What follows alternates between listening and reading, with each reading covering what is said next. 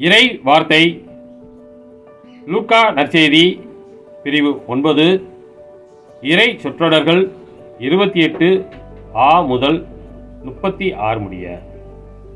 இயேசு பேதுருவையும் யோவானையும் யாக்கோபையும் கூட்டிக் கொண்டு இறைவனிடம் வேண்டுவதற்காக ஒரு மலை மீது ஏறினார். அவர் வேண்டிக் கொண்டிருந்த போது அவரது முகத்தோற்றம் மாறியது.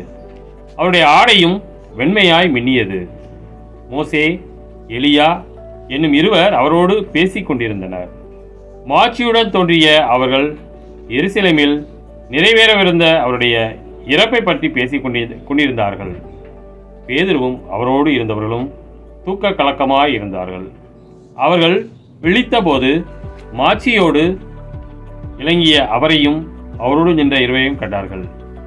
அவ்விருவரும் அவரை விட்டு பிரிந்து சென்றபோது பேதுரு இயேசுவை நோக்கி, ஆண்டவரே, நாம் இங்கேயே இருப்பது நல்லது.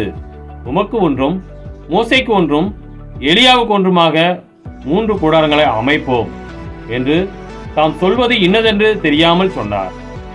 இவற்றை அவர் சொல்லிக் கொண்டிருக்கும் போது ஒரு மேகம் வந்து அவர்கள் மேல் நிழலிட்டது. மேகம் அவர்களை சூழ்ந்தபோது அவர்கள் அஞ்சினார்கள்.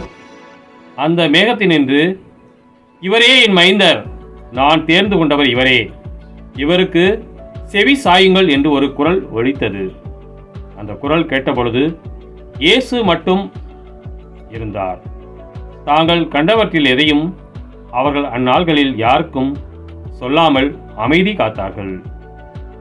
கிறிஸ்துவின் நற்செய்தி.